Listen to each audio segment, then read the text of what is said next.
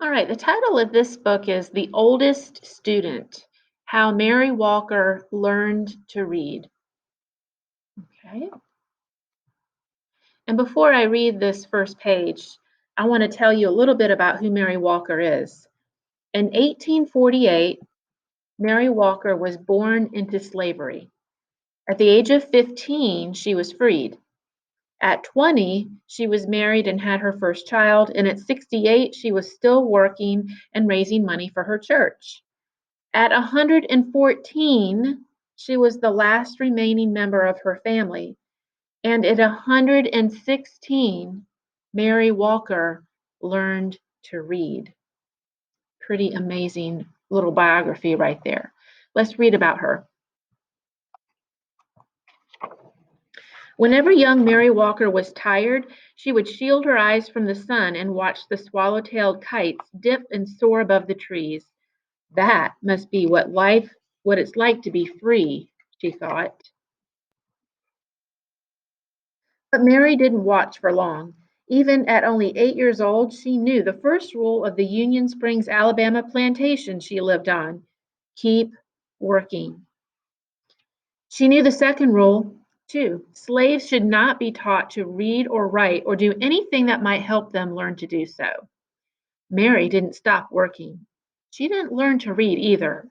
But at the end of each long day picking cotton, toting water to Papa, the other slaves who chopped wood for the train tracks, or helping Mama clean the big house, she would lie in her little bed next to the crumbling fireplace and think about those birds. When I'm free, I'll go where I want and rest when I want, and I'll learn to read too. When she was 15, it happened. Mary and her mother, brothers, and sisters were free. The Emancipation Proclamation said so. What it didn't say was how a family with nothing except the tattered garments on their backs could find food, clothes, and a place to sleep. Mary's father had died, and the family was on its own. Freedom Road to Freedom Road. Across the fields and through the woods, ex slaves surged like waves crashing hard to shore. Now that they were free, every road was Freedom Road. Many headed north and west and every which way, searching for long lost family members or simply experiencing the wonder of being free. Others, like Mary, chose to stay in the South. An organization called the Freedmen's Bureau helped those who stayed to find shelter on abandoned Confederate land. Mary and her family settled in a one-room cabin, and for the next few years she worked alongside her mama to help feed her siblings. 7 days a week, she churned butter, cleaned houses, and cared for other folks' children. The hours were long, and if Mary was thirsty or hungry, or she needed to use the outhouse, she had to wait until she got home. At week's end, she would offer Mama the one lonely quarter that she earned. One day, Mary met a group of evangelists on the roadside. A woman with soft wrinkles in her kindly face placed a big, beautiful Bible in Mary's hands and told her, "Your civil rights are in these pages." Mary didn't know what civil rights were. She only knew that top to bottom, front to back, that book was filled with words. "I'm going to learn to read those words," she vowed. But not today. Today, there was work to be done. And tomorrow, too. When Mary got married, she and her husband worked as sharecroppers, renting someone else's house, using someone else's tools, and planting someone else's seeds to farm the land that they would never own. After they harvested the crops, almost all the money they earned went to pay for the housing, tools, and seed costs. Mary was 20 years old when her first son was born. She opened her Bible and marveled at the squiggles inside. There had been no time to learn to read. A friend wrote Mary's son's birth date in the Bible, August 26, 1869. Then Mary dipped a pen into an inkwell and made her mark beside it. Not a letter, not a name, just a mark. It was the best she could do. One day, Mary's husband died. She married again, and a second son was born, then a third.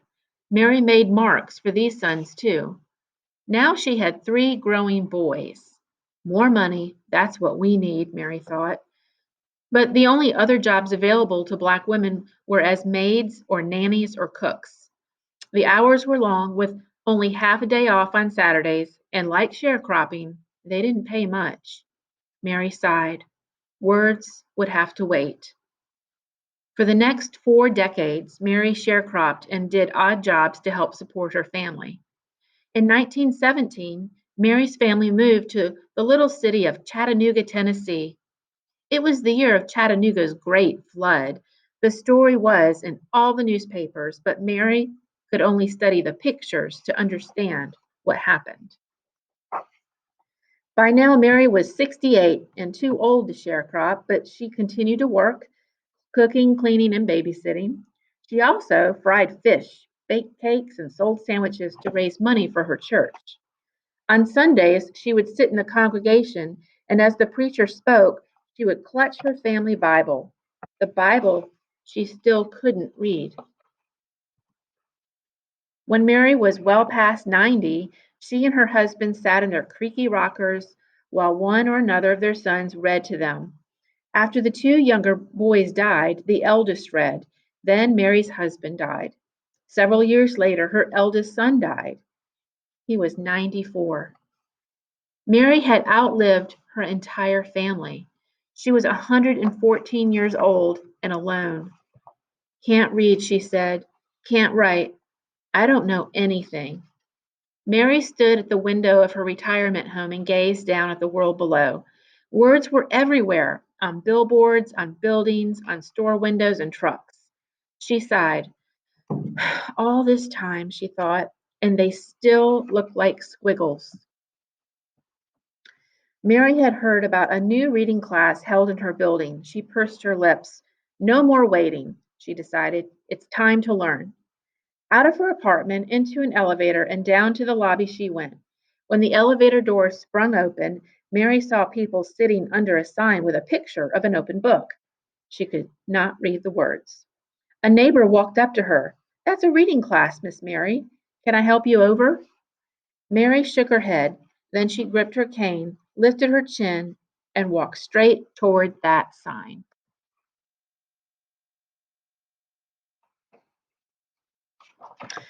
For the next year and more, Mary put everything she had into learning to read. It wasn't easy. After all, she was the oldest student in the class and probably in the entire country. Could someone her age learn to read? She didn't know, but by God, she was going to try.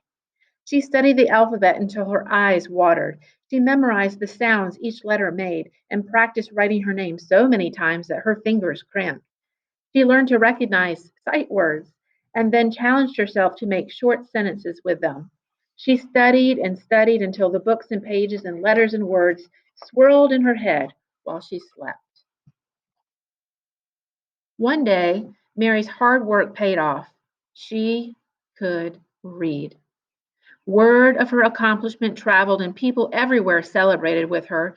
Chattanooga's mayor, newspaper journalists across the country, and a man from the U.S. Department of Education who said, Mrs. Mary Walker, I pronounce you the nation's oldest student, and all shared her joy. Mary felt complete. She still missed her sons, but whenever she was lonely, she read from her Bible or looked out her window and read the words in the street below. From then on, Chattanoogans honored Mary's achievement with yearly birthday parties. In 1966, President Lyndon Johnson sent well wishes to Mary's 118th birthday. And in 1969, President Richard Nixon did the same. Mary was now 121 years old.